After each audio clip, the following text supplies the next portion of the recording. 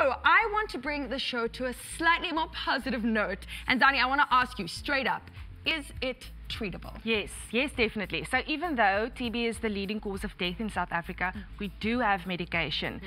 We do have treatment. As long as you take your medication exactly as prescribed by your doctor or your nurse, you can beat TB. Okay, amazing. I love that. But also, how important is it for one to stick through the course of their treatment? Because, for example, sometimes people, start treatment, take medication, feel better, and go like, oh, well, I don't need to continue taking my medication. How important is it to stay the course of taking your antibiotics or whatever treatment it is? So that actually happens a lot, and we all do it. When we feel better, we stop taking treatment, and especially because TB treatment is so difficult to take. There's a lot of tablets. You have to take it every day. There are side effects.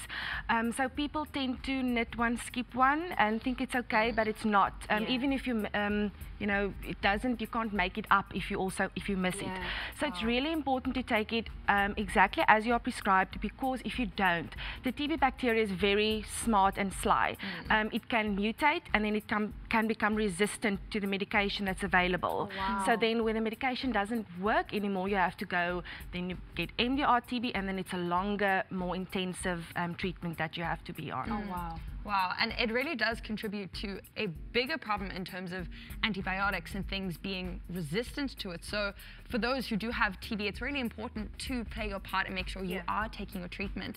But in terms of what else someone can do if they have TB, or even if they don't, when it comes to precautions, really making sure that we're not spreading the disease, because it is a two-way street. It is really important to make sure, whether you have it or whether you don't, to really be trying to minimize the contraction of the disease. So what can you do on either side to make sure that you are taking precautions and keeping those you love safe?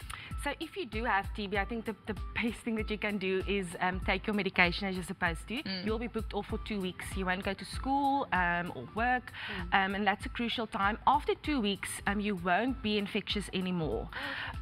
When you are coughing, the cover your mouth.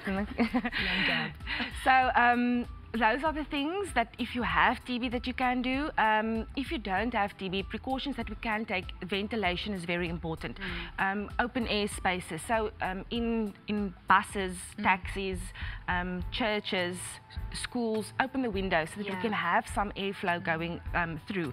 The other thing that you can do to protect yourself if you don't have TB is to build up your immune system. Make sure that you are healthy. The stronger your immune system is, the better you will be able to fight off any disease, including TB. Oh, wow. I love that. But also, if you are, for example, you are, in school and your classmates have TB, or you're in college, workplaces, families, how can you be more supportive? I mean, I know that it's obviously, it attacks your physical body, but it also has a psychological effect, on people, their mental well-being as well. How can we be more supportive of those that actually have the disease, whether it's in our families, workplaces, or schools? That's a very important point that you made. Actually, statistics show us that depression and psychological distress is very high amongst people with TB and also HIV. So it's important to support people going through this journey, because it is tough. Be compassionate, be kind, be understanding, because at the end of the day, it could have been you. There's nothing, that sets you apart from getting TB. And we need to start talking about it, breaking the stigma, communicating, and creating a safe space of acceptance. And through that journey, with time, we'll be able to break the stigma and hopefully beat TB. Oh, wow. I love that. Well, my HLNers, we've been asking you questions on what you can do to be more supportive towards those that are living with TB, and also how we can educate ourselves on the disease in terms of managing it and living a balanced, healthy lifestyle. When we come back, we're going to be checking some of your comments and questions right on all our social media platforms. Stay tuned.